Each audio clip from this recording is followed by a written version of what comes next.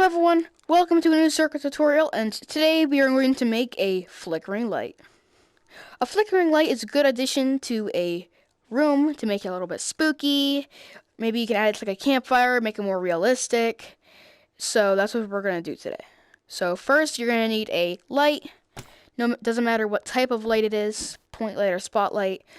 And we're going to get a randomizer chip. What we're going to do, we're going to set the generate signal to 1. Set the minimum to 1. And we're going to set the maximum to, let's say, 50. So, this is way too flickery.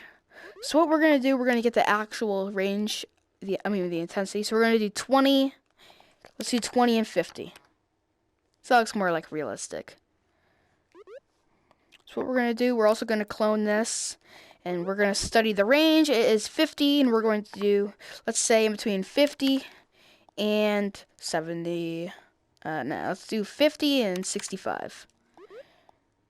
Well, 51 and 66. So what we're going to do, we're going to attach this second randomizer to the range, which is the teal pin. And then what we're going to do, we're going to recolor this orange. Recolor, and I'm gonna make it a campfire. Alright, so I have my campfire set up, and it looks like an actual campfire that you could go up to, and it emits light. And yeah, that's the campfire version, and we're gonna do the next version. So our next version is going to be a candle, and what we're gonna do with the candle, we're going to move this light. We're gonna keep the light the same. Keep the brightness the same, and we're going to make the range pretty short, because I don't know any candles that emit light super far away. So, range of 6 looks pretty good. It's a reasonable kind of thing. What we're going to do, we're going to get a clamp gizmo. It doesn't really matter what kind of gizmo you use, and we're going to attach the middle. We're going to attach the middle to to the light, and we're going to make this grabbable, not clumpable. We're going to make it grabbable. And now I have a candle that goes everywhere, and it's pretty cool. So we're going to move this around, and I have light, portable light, and it's pretty fancy, right? This light looks 10 times better when circuit visibility is off.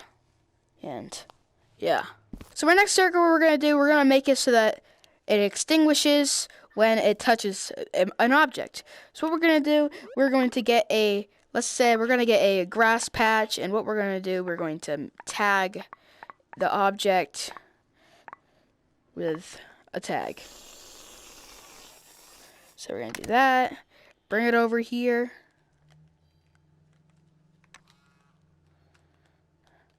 And then what we're going to do, we're going to get a, what is it? We're going to get a trigger zone, and set this to objects, and we're going to set this to, let's say, maker pen object. So any maker pen object it touches, it will extinguish. But I have not put up the I haven't put up the circuits yet. So what we're going to do, we're going to get this trigger zone. We're going to get the arrows to it, and the total currently in zone is going to go to this comparer, and it's going to be on if it's greater than 0, the else will be 1. So that means the on and off will be that. There. And we're also gonna, I forgot to add, we're going to add the trigger volume to the gizmo. Attach the trigger volume to the top of the gizmo. And now we have a little light that's gonna extinguish when it goes into a zone.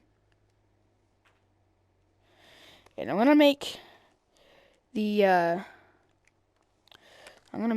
zone a little smaller just to enhance the detail of it. Now when this touches a now when this top touches a maker pen object, it will extinguish.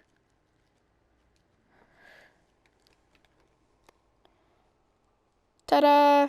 And our final circuit today is going to be an extinguished version with water.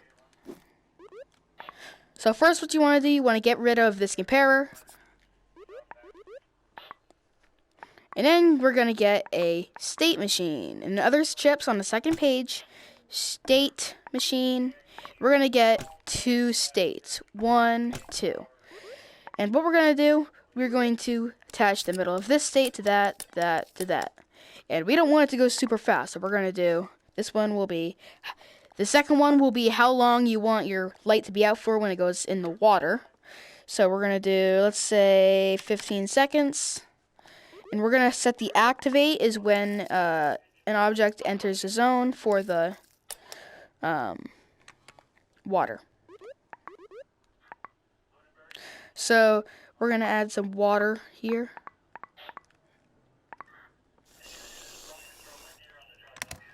Alright, we've got our water.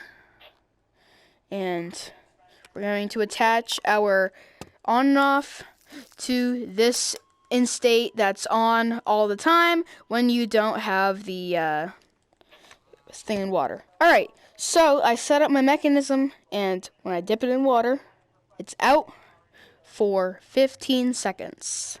See, it doesn't give off any light. It doesn't give off any light.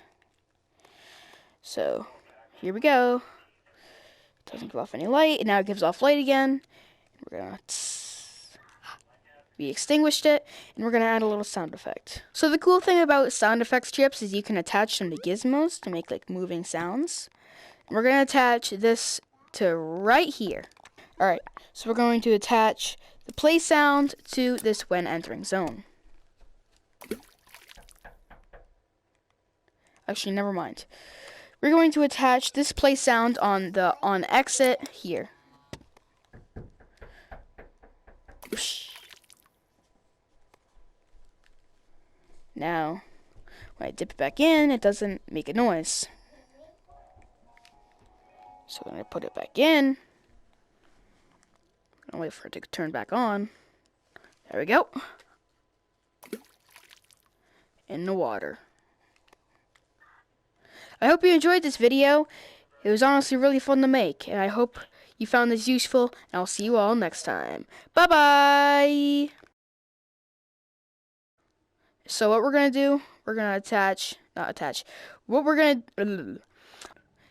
going to set the minimum, and we're going to set the maximum. My fucking head. So our next version is a candle version. Ugh. God, these stupid fire tones. So it's almost on the dot. We're going to turn on 3D audio, which it already is. Dip it in.